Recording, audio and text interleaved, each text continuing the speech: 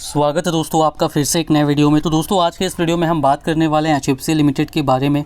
HFCL का जो share है अगर इसकी हम बात करेंगे तो इसके लिए काफ़ी अच्छी खबर निकल कर के आ रही है और काफ़ी बड़ी खबर निकल कर के आ रही है। और यहाँ पर जो इसकी वजह से शेयर के प्राइस में कल भी तेज़ी देखने को मिली थी और आज भी तेज़ी देखने को मिली है। कल मैंने आपको बताया था कि कंपनी को एक बड़ा ऑर्डर मिला है, वो खबर तो थी, लेकिन जो असली खबर है जिसकी वजह से यहाँ पर कल भी तेज़ी हुई और आज भी यहाँ पर तेज़ी जारी है, जो कि आगे भी जारी रह सकती है, वो मैं आपको इस वीडियो में बताने वाला हूँ। और काफ़ी अच्छी खबर है HFCL के लिए और सारे शेयर होल्डर्स के लिए बहुत ही अच्छी खबर है। जिन्होंने भी इसमें इन्वेस्टमेंट किया हुआ है आज उनको पता चल जाएगा कि HFCL का शेयर पे उन्होंने पैसा लगा करके बिल्कुल सही काम किया। तो चलिए दोस्तों वीडियो को शुरू करते हैं। अगर आपने चैनल पे पहली बार विजिट किया है तो चैनल को सब्सक्राइब ज़रूर कर लीजिएगा और नोटिफिकेशन बेल का आइकन भी प्रेस कर लीजिएगा। आपको इस चैनल पे शेयर मार्केट से रिलेटेड लेटेस्ट वीडियोस मिलती रहती हैं और HFCL से रिलेटेड जब भी कोई भी अपडेट आएगी तो बिल्कुल आपको इस चैनल पर मिल जाएगी। दोस्तों अगर हम बात करेंगे HFCL की तो यहाँ पर आप देख सकते हैं आज की जो क्लोजिंग है 65 रुपये और 75 पैसे पे हुई है 5.12% की तेज़ी के साथ। प्रीवियस क्लोजिंग जो थी वो 62 रुपये और 55 पैसे पे हुई थी। यहाँ पर देखिए अगर बात करेंगे ओपनिंग की तो ओपनिंग इसकी 64 रुपये पे हुई थी और 63 रुपये 90 पैसे तक का इसने लो बनाया। उसके बाद 68 रुपये तक का हाई बनाया स्टॉक ने। तो यहाँ पर समझ सकते हैं कि किस तरीके से तेज़ी इस स्टॉक में आज भी देखने को मिली है। यहाँ पर अगर बात करेंगे तो 68 रुपये तक स्टॉक गया था और मैंने कहा था कि रेसिस्टेंस का जो लेवल यहाँ पर है वो 68 रुपये ही यहाँ पर रहने वाला है। 68 रुपये का जो लेवल है यहाँ पर रेसिस्टेंस फेस करना पड़ेगा और एग्जैक्टली उसी लेवल को टच करके स्टॉक जो है नीचे आया है। तो यहाँ पर दोस्तों अब 68 रुपये का लेवल ये ब्रेक करेगा तो उसके ऊपर जो है यहाँ पर आपको तेज़ी देखने को मिलेगी। यहाँ पर फ़िलहाल इस स्टॉक को अभी रेसिस्टेंस फेस करना पड़ेगा। स्टॉक जो इसी तरीके से यहाँ पर 68 रुपये के आसपास जाने की कोशिश करेगा या इसी बीच में यहाँ पर जो है 60 रुपये के ऊपर ही 63-64 के बीच में 1-2% ऊपर नीचे भी चलता हुआ नज़र आ सकता है। फिलहाल अभी मोमेंटम जो है इसका बुलिश है, हो सकता है कि 68 रुपये को तोड़ने की दोबारा कोशिश करता हुआ नज़र आए।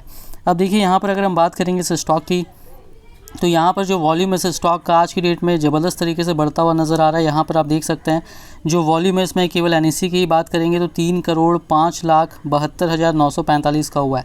तो समझ सकते हैं कि कितना ज़्यादा वॉल्यूम हुआ है नॉर्मली जो वॉल्यूम होता है उसकी तुलना में। और बड़ी खबर को निकल करके आती है तभी ऐसा यहाँ पर किसी भी स्टॉक में देखने को मिलता है। और अगर आप बात करेंगे HFCL की तो मैं यहाँ पर आपको दिखाना भी चाहूँगा। देखिए BSE पर भी जो वॉल्यूम हुआ है वो 24,37,734 का हुआ है और NSE और BSE दोनों को मिला करके देखेंगे तो 3,30,00,000 तक का यहाँ पर समझ लीजिए वॉल्यूम आज की डेट में हुआ है, जो कि काफ़ी बड़ा नंबर है। नॉर्मल देखिए जो वॉल्यूम इसमें हो रहा था वो यहाँ पर कम देखने को मिल रहा था। वीकली एवरेज भी देखेंगे यहाँ पर 60 लाख है, नॉर्मली इसमें 40-50 लाख के बीच देखने को मिल रहा था। कल 1 करोड़ से ऊपर वॉल्यूम यहाँ पर हुआ था और आज यहाँ पर 3 करोड़ से भी ज़्यादा है। तो समझ सकते हैं किस तरीके से लोग इस शेयर को यहाँ पर खरीद रहे हैं। अब देखिए यहाँ पर आज की डेट में भी 3 लार्ज डील देखने को मिली है। यहाँ पर 12 जुलाई को देख सकते हैं 4,39,000 शेयर्स की, उसके बाद 2,23,000 शेयर्स और 1,54,350 शेयर्स की यहाँ पर लार्ज डील देखने को मिली है।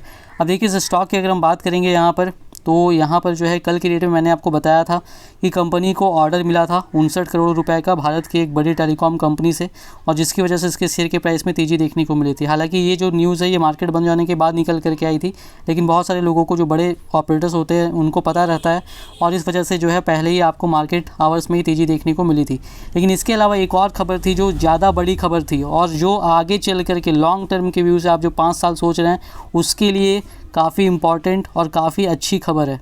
वो न्यूज़ मैं आपको आगे बताने वाला हूँ। देखिए ये न्यूज़ जो है दोस्तों ये रात को निकल करके आई थी कल की डेट में 9:44 पे यानी 9:45 बजे पे CNBC TV 18 में। और ये न्यूज़ देखिए इसमें क्या बताया गया है। DoT licence agreement, no entry for Chinese companies. DoT tells telecom operators to buy equipment from trusted sources only. जो डॉट है डिपार्टमेंट ऑफ टेलीकम्युनिकेशन, उन्होंने यहाँ पर जो लाइसेंस एग्रीमेंट उसके तहत यहाँ पर क्या कहा है कि चाइनीज़ कंपनीज़ से कुछ भी नहीं खरीदना है। नो एंट्री यानी कि सारी की सारी चाइनीज़ कंपनीज़ को उन्होंने यहाँ पर जो है बैन कर दिया है। कोई भी कंपनी टेलीकॉम कंपनी यहाँ पर चाइनीज़ कंपनी से कोई भी इक्विपमेंट नहीं खरीद सकती है। और केवल जो है यहाँ पर कहा है डॉट ने कि इक्विपमेंट जो खरीदना है वो किन से खरीदना है, ट्रस्टेड सोर्सेज से खरीदना है। ट्रस्टेड सोर्सेज यानी सरकार ने अपना एक लिस्ट बनाया है जिसमें कुछ चुनिंदा कंपनीज़ को डाला है, सारी डोमेस्टिक कंपनीज़ को भी नहीं डाला है। डोमेस्टिक कंपनीज़ में से भी केवल कुछ चुनिंदा कंपनीज़ को उसमें से डाला है और कुछ इंटरनेशनल कंपनी जो ट्रस्टेड जैसे कि एरिक्सन, नोकिया, इन जैसी कंपनियों को यहाँ पर शामिल किया है और उससे केवल खरीदना। और इस ट्रस्टेड सोर्स की लिस्ट में दोस्तों HFCL भी शामिल है। आपको अगर पता नहीं हो तो मैं बताना चाहूँगा, जो पुराने व्यूवर्स उनको तो पता होगा ही, मैंने पहले भी बताया हुआ है आपको। तो यहाँ पर सीधे सीधे फ़ायदा हो रहा है HFCL का, क्योंकि पहला तो चाइनीज़ प्रोडक्ट बैन हो गया, चाइनीज़ कंपनीज़, और दूसरा कि केवल ट्रस्टेड सोर्स से यहाँ पर ख़रीदना है, यानी कि उसमें से भी इंडियन कंपनीज़ की अगर बात करेंगे तो उसमें से भी कुछ गिनी चुनी कंपनियों को फ़ायदा होगा, जिसमें HFCL यहाँ पर शामिल है, क्योंकि ये ट्रस्टेड सोर्स में है, यानी सरकार को इसके ऊपर भरोसा है। अब देखिए यहाँ पर जो है, जो पूरी खबर है वो ये है कि यहाँ पर डॉट ने अनाउंसमेंट किया है टेलीकॉम लाइसेंस एग्रीमेंट के तहत कि चाइनीज़ टेलीकॉम इक्विपमेंट से अब नहीं खरीदना है कुछ भी। तो इससे जो हुआई और ZTE जैसी चाइनीज़ कंपनियां हैं उनको यहाँ पर नुकसान होगा, क्योंकि यहाँ पर ये सस्पेक्ट किया जाता है कि वो यहाँ पर जो है जासूसी करती हैं चाइना के लिए, यानी जो जिनपिंग है वहाँ के जो हेड हैं चाइना के, उनके लिए यहाँ पर जो है ये कंपनियाँ जो है जासूसी करती हैं दूसरे देशों से। तो इससे जो है यहाँ पर इस वजह से सरकार ने यहाँ पर ये कदम उठाया है, और इसके तहत यहाँ पर जो है चाइनीज़ इक्विपमेंट्स मेकर्स जो भी इंडियन टेलीकॉम नेटवर्क्स को कुछ भी बेचते हैं वो अब यहाँ पर जो है नहीं बेच पाएंगे जुलाई 11 को, यानी कि कल की डेट में यहाँ पर ये बात निकल कर के आ रही है।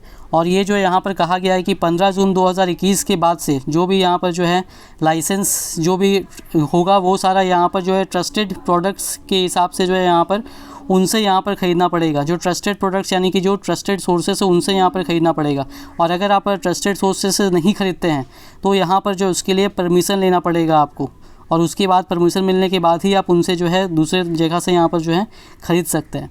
तो ये काफ़ी अच्छी खबर निकल करके आ रही है। गवर्नमेंट ने यहाँ पर देखिए जो लेटेस्ट चेंज यहाँ पर किया है उसके हिसाब से जो है यहाँ पर उन्होंने कहा है कि जो पहले से जो कॉन्ट्रैक्ट हो चुका था, जो जिन्होंने ये जो सरकार ने अभी फैसला लिया, इसके पहले जो भी कॉन्ट्रैक्ट हो चुका था, अगर मान लीजिए किसी ने चाइनीज़ कंपनी से ख़रीदने का रखा होगा ऑलरेडी जो यहाँ पर हो चुका है, उस पर यहाँ पर एग्जिस्टिंग जो है ऑलरेडी उस पर यहाँ पर ये इफेक्ट नहीं पड़ेगा, उस पर यहाँ पर जो है वो जारी रह सकता है। लेकिन अभी जो है नया जब ये इन्होंने कह दिया है तो अब जो है यहाँ पर जो है कोई भी चाइनीज़ कंपनी से किसी भी तरीके का इक्विपमेंट जो है यहाँ पर नहीं खरीद सकता। तो इससे यहाँ पर हुआई और ZTE जैसी और भी दूसरी जो चाइनीज़ कंपनियाँ हैं उनके लिए काफ़ी दिक्कत हो गई है, और भारत की कंपनियां जो हैं और जो बाकी कंपनियां हैं उनके लिए यहाँ पर काफ़ी अच्छा हो गया। और HFCL के लिए डबल फ़ायदा हुआ, एक तो चाइनीज़ कंपनीज बैन हो गई और ट्रस्टेड सोर्स से ख़रीदने के लिए भी यहाँ पर कहा गया। तो ट्रस्टेड सोर्स में भी HFCL ऑलरेडी शामिल है।